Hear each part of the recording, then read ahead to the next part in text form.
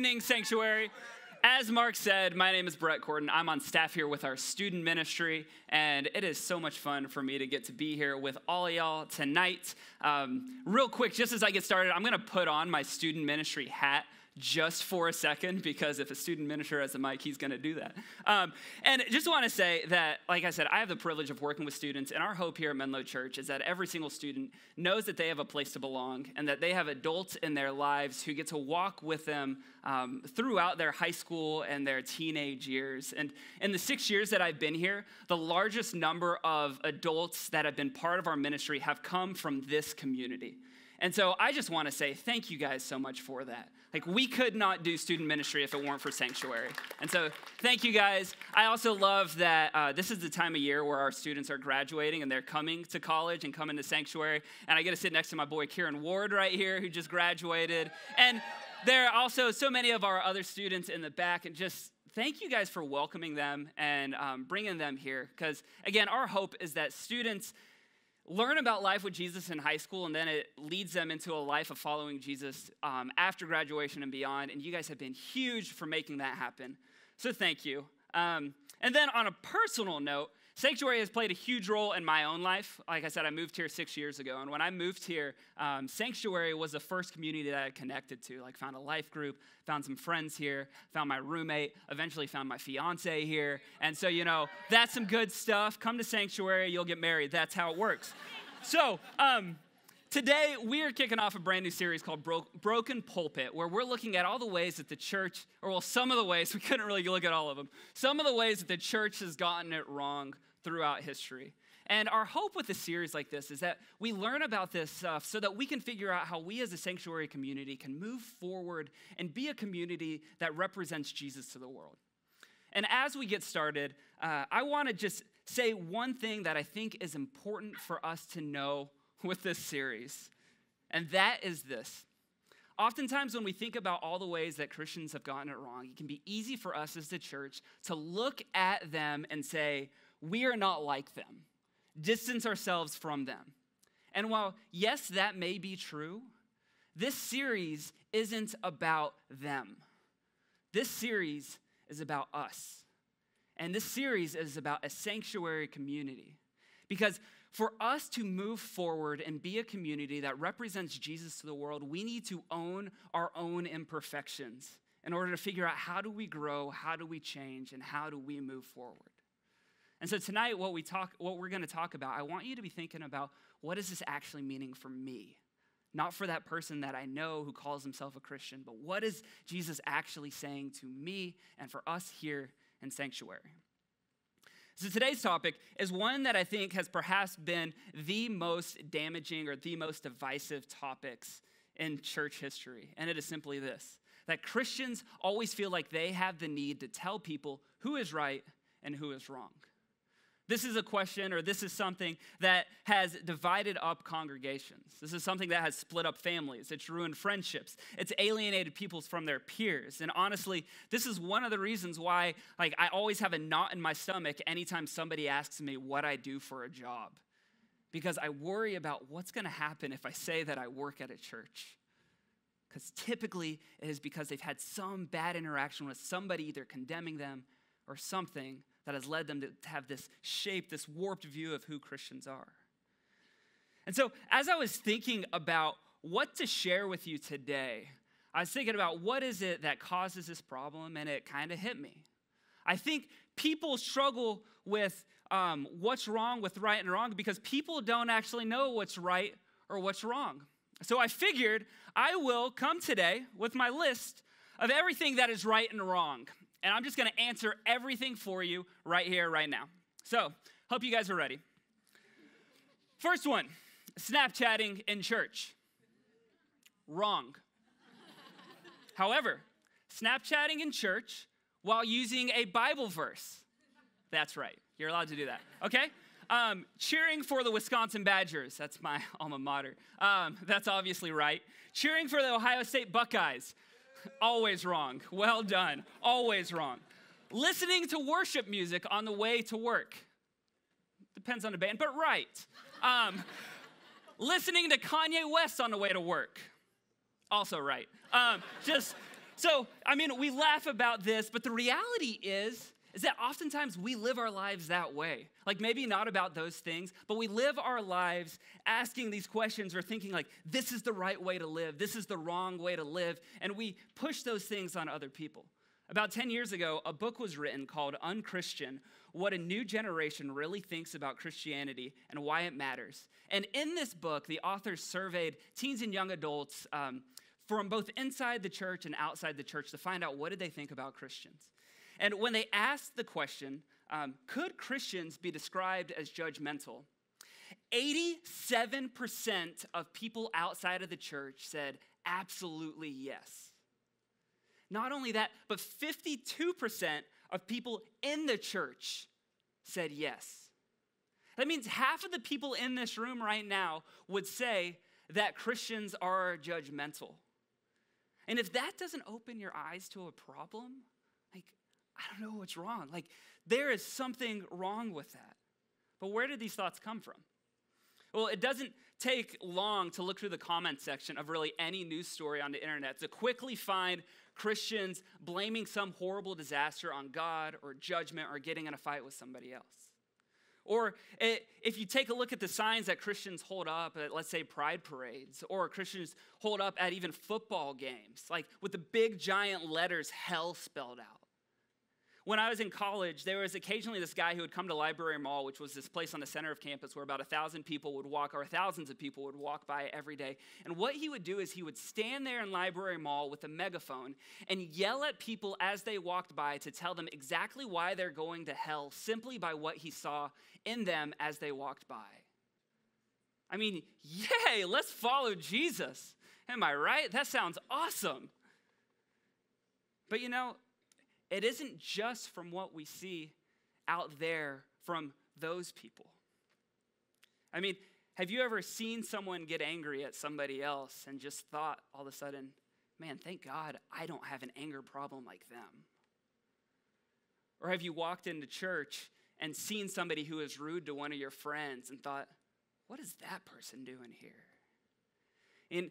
Or have you had a conversation with somebody from a different faith, and as they're talking to you about their own faith, all of a sudden you shut them down because you're like, they're wrong anyway. I don't need to hear anything about what they're saying. As I was preparing this talk, I kind of struggled to get it going. And as I was thinking about it, I realized that the reason why this was so hard for me is because this is something that I struggle with all the time. See, I'm a very black and white person. And when it comes to my faith, oftentimes it can be expressed in a very legalistic way.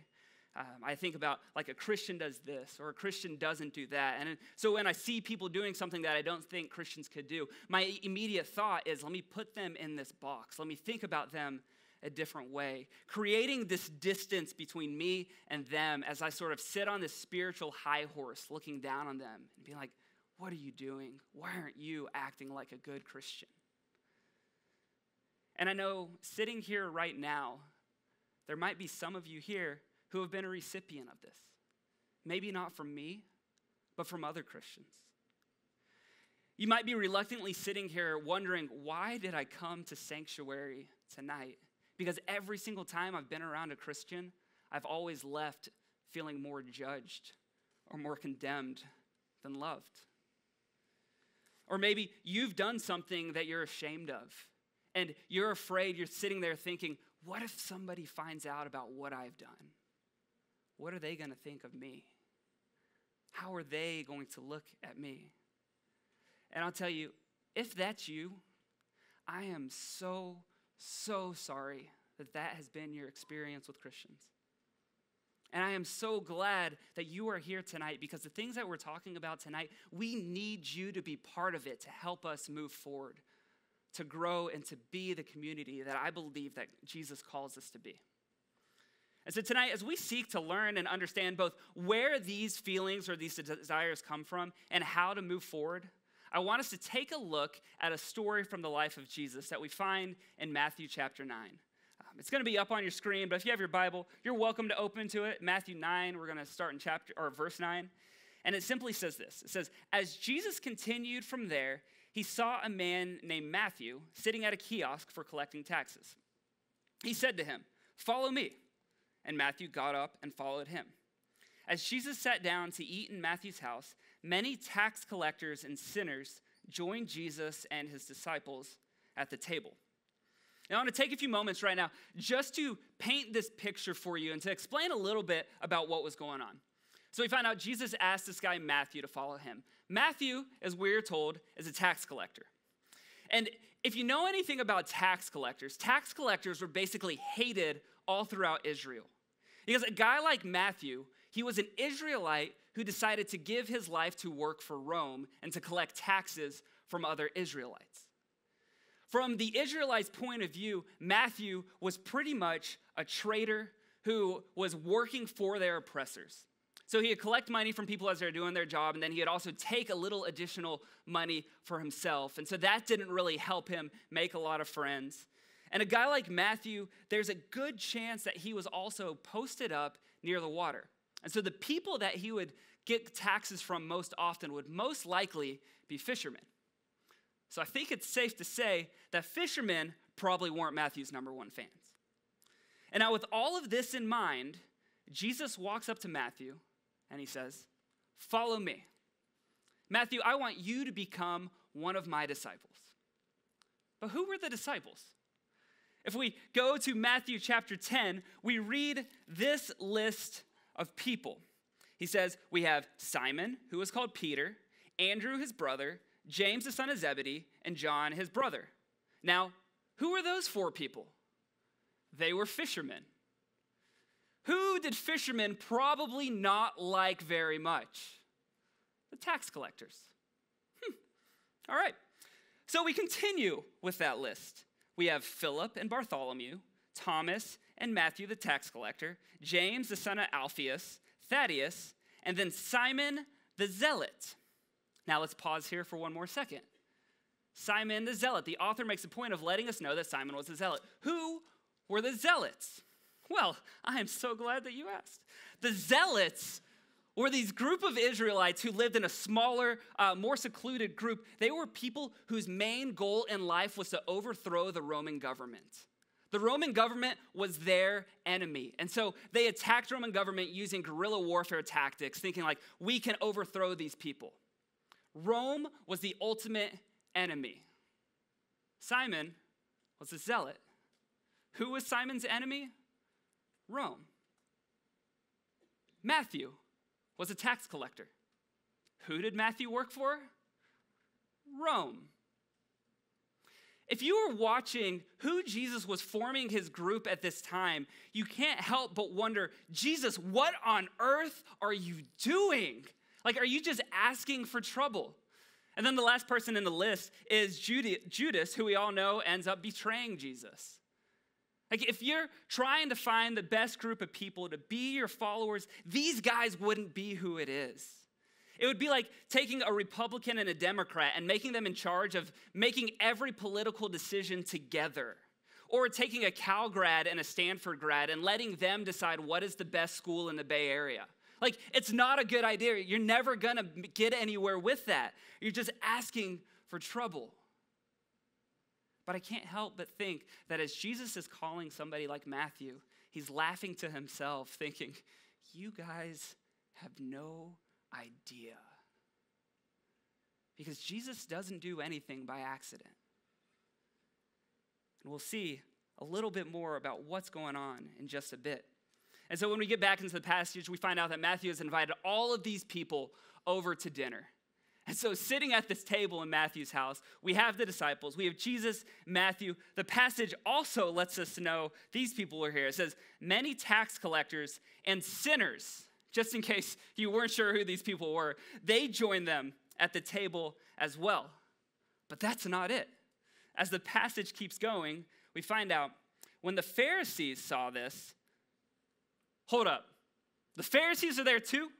So who were the Pharisees? This is just like a history lesson for all y'all. The Pharisees, you've probably heard this in church before, they were the religious elite. Like, they were the most awesome Jewish people that you could ever meet. The Pharisees, in a sense, they were the people who were the keepers of who's right and who's wrong. They gave their lives to strict adherence to the law, in many ways judging those people who don't. I mean, if you ever want to know who's in or who's out, all you have to do is ask a Pharisee, and they're going to let you know. So to recap, here at this table in Matthew's house, we have Jesus, we have tax collectors, we have fishermen who are most likely cheated on by tax collectors, we have a person who wants to overthrow the Roman government, we have people who work for Rome, and then we have the religious elite who live their lives telling people about how they should live their lives. Just picture that for one moment. I mean, the producers of The Bachelor couldn't make better drama than this. Not that I would ever watch that show. But as we continue, think about that as we continue reading this passage about what is going on here. You say, the Pharisee said to the disciples, "Why does your teacher eat with tax collectors and sinners?" Why does your teacher associate himself with these people who shouldn't belong here? You see, in those days, table fellowship was so much more than about eating a dinner together. Table fellowship was, in a sense, a way of defining who belongs where. And in Jewish cultures, especially for the Pharisees, table fellowship was all about group identity. Because you had to do certain rituals or practices were required in order to have a space at the table. Like the people sitting there would have had to do things in order to be clean. Because if you had a seat at the table, it meant that you were part of the religious elite. It meant that you were clean. It meant that you were part of the right crowd. And growing up, did you ever have with your friends or with your siblings, maybe a secret knock or a secret password? And that you would go up to a closed door and you would do it like that's the standard one. But you'd do that. And so if you knew the password, you were allowed in. But if you didn't know it, it would stay locked until your mom came in and said, "You have to let Brett in." This is the way it goes. This is a similar thing that's going on here. If you are part of the in crowd, if you know the right rituals, if you do the right things, you are allowed at the table. But if you don't know that, if you aren't part of that, you don't belong. And so the Pharisees, looking at what is happening, they are absolutely appalled, thinking, "Jesus, you know better than this. What are you doing? These people, they don't belong here. They're not the right crowd." And I love that the Pharisees, they don't even sugarcoat it. They straight up say, "These people are sinners, and they're at the table with you. Are you kidding me?" See, the Pharisees, they were the protectors of who was right and who was wrong. The Pharisees were all about building up walls around the faith to protect it from influence from outside sources. They had to keep the faith pure. If you wanted to be close to God, you had to follow these certain things. You needed to reach this level of holiness. You needed to do this or do that in order to belong. You need to avoid this or turn away from that if you want to have a space at this table. And in the tax collectors, they are people who they work with unclean people.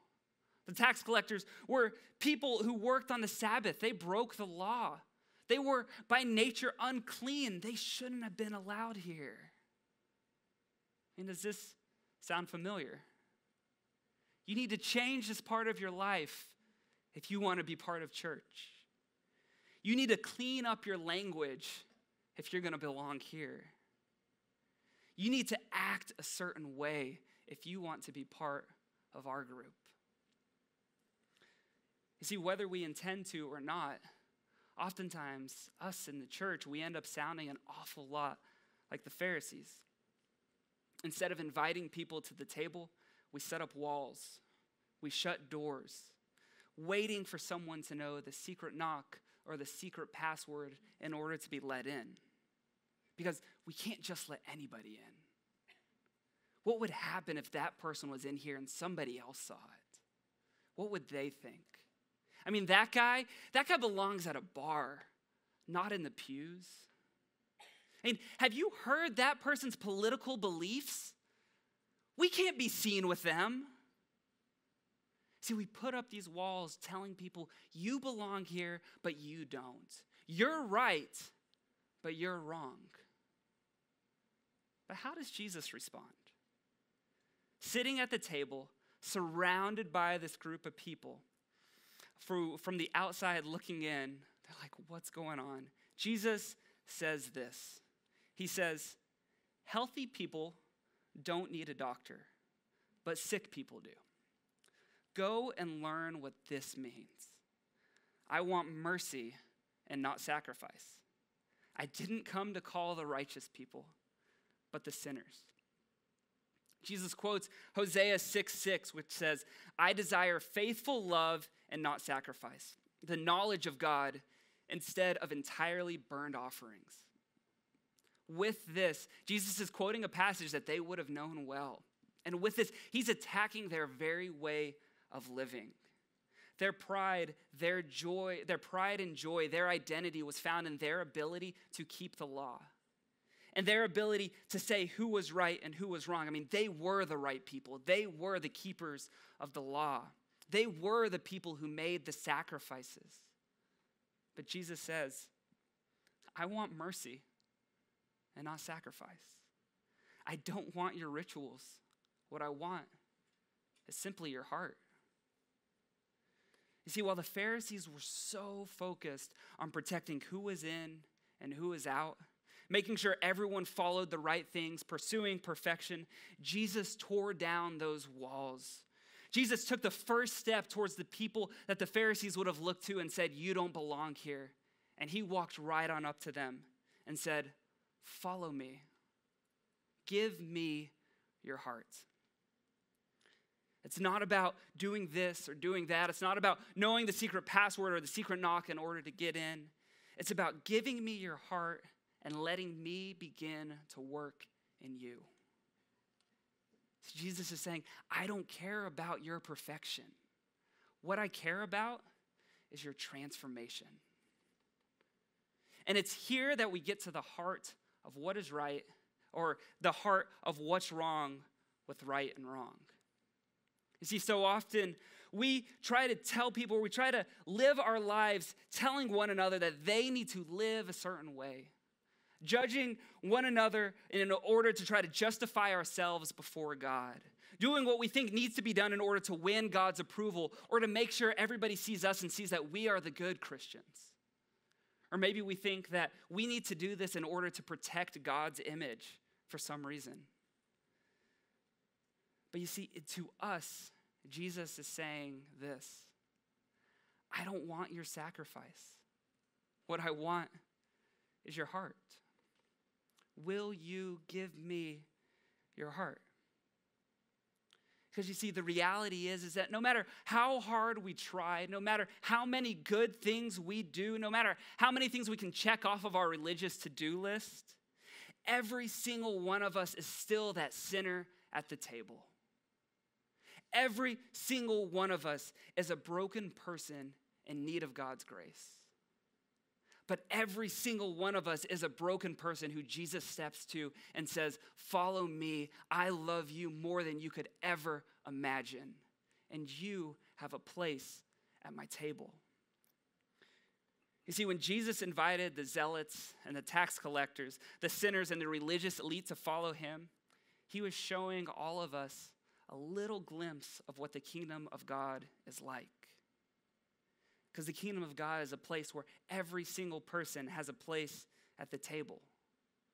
It's not about what we've done to earn our spot at the table, but instead it's about who Jesus is and what Jesus did for us at the cross. See, to you, to me, to our community, Jesus says to us, wherever you are right now, I want you to follow me. I want you to give me your heart. And I want you to join me at the table. So what does this mean for our lives? How do we actually live this out in our lives?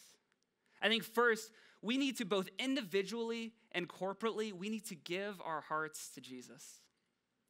I was talking with a friend the other day, and we were talking about how giving our hearts to Jesus is honestly one of the most challenging things that we can possibly do. Because in order to do that, we need to realize and admit how broken and messed up we truly are. It requires that we admit how badly we need Jesus and that we are no different than any other person that he invites to the table. And then it also means giving up control of the things that I love in my life, saying, Jesus, I trust you with my life. Saying, Jesus, everything that I am, everything that I have is yours. Jesus, I'm going to give up control of my life, and I'm even going to give up control of my spiritual well-being, whatever it is, and trust that you are going to work in my life. See, for Matthew, following Jesus meant giving up his livelihood. For somebody like Simon, it meant giving up his pursuit of this revolution. For you, it could mean letting go of your pride or a need to always be right. Or maybe it means giving up a pursuit to find validation in your work or what you do or how many religious things you do. And earlier I had mentioned that I am very much a rule follower. I'm very much a black and white person. And when it came to my faith, I can oftentimes be, and I have been, very legalistic. When I was growing up, I can remember clearly any time I messed up, beating myself up over it. Thinking, Brett, how could you do this? A Christian doesn't do this. Why are you doing this? Many, many nights in a row, I remember laying in my bed, recommitting my heart to Jesus, thinking, man, I really need God's grace today. I really need God's forgiveness today because I am just the worst of the worst and the worst. And never thought that I was going to be good enough for God. Never thought that he would actually love me because I knew who I was deep down.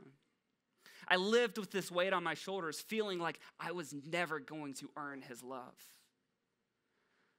But then as I began to learn more about who Jesus was and learn about his grace for me, I started to realize that while God wasn't happy with a lot of the things I did, he also didn't hold it over me. Instead, he was saying to me daily, Brett, let me help you back up. Brett, let me take your heart and begin the transformation process in you. Brett, let me help you become more like me. I'll tell you, God's still having to remind me of this almost every day. And in the process, I am learning to enjoy life with God and experience a life of grace and walking in the freedom and not feeling like I always have to be this perfect person if I'm going to be a good Christian. You see, in order for us to move beyond seeing others or even ourselves through the lens of right and wrong, the first thing we have to do is realize who we truly are, to give over our hearts to Jesus. Now, the second thing that we can do is, I think for us, we need to become a community of grace. We need to be a community where every single person, whether they're conservative or liberal, atheist or Christian, rich or poor, every single person knows that they have a spot in this room. They have a spot at Jesus' table. Again, this is hard to do because it might mean that we let go of our desires to control who is in or who is out, who is right and who is wrong, and to trust that God will begin to do the work in their lives. And some of you might be sitting here and you're thinking, Brett, this just sounds like soft Christianity. Brett, you're just letting people off the hook. You're trying to communicate a gospel that's easy to swallow so that people can just sit there, be themselves, and live life as they always lived it. If you read the Bible, we see that there's a right and wrong. We see Jesus talk about the type of life we should live or not live. And to you, I would say, you're right. Jesus does talk a lot about a different type of life that he wants us to live. I believe Jesus does tell us that there is a right and the wrong in a lot of different places. But when you look at Jesus' life, every time he talks about those things, it starts in the midst of a relationship. It starts when Jesus steps into their lives and lets them know that you are loved, that I want to have a life with you. And then he always gives them the call, leave your life and follow me. Follow me, and then I will start to do this work in your life. I mean, do you think Matthew knew what the Pharisees thought about him? Absolutely. But who changed Matthew's life? The one who saw him for who he was and gave him that invitation to follow me. And when Matthew did that, he experienced a life of grace and a life of love that transformed his entire life. You see, with Jesus, it starts with an invitation, and then he begins the transformation. Jesus never sugarcoated things. He never told people to keep living life as they are. He told them to leave their lives behind. He said some hard things to people, yet sinful, broken people flocked to him from all over because when they encountered him, they encountered something that was different. They experienced his grace and his love. In a world where the church is often known as the keepers of who's right and who's wrong, the only way that we are going to change that perception is if we commit to being a community that gives out the grace that we have received from Jesus. By being a community that realizes that every single one of us is on the same level at the foot of the cross. Every single one of us is a sinner in need of God's grace and in need of a Savior. So let me ask you, who can you invite to the table this week? Is there somebody in your life who maybe you've pushed away for the sake of being right or being wrong? How could you take a step towards them this week? See, the church, us included, we've gotten this wrong so many times throughout history. We've caused a lot of problems in the past, and we can't fix that. But we can change things moving forward. And we can do that when we commit to being a community of grace, a community that makes space for every single person at the table with Jesus. Will you guys pray with me? God, we love you. God, as I think about this stuff, I just can't help but think about how much I need you. Think about all the ways in my life that I have messed up, and I've tried to find my worth, my value, my justification in my deeds. And God, I thank you that you are a God who says, Brett, I want your heart. Brett, I want you to live with me, and then I will do the rest. God, I pray for anybody in here who has been burned by the church, maybe burned by some of us in here. God, I pray that they know your grace and your love today. God, help us become a community of grace. Help us be a community that shows your love and lives out your love every single day. God, we love you. In your name, amen.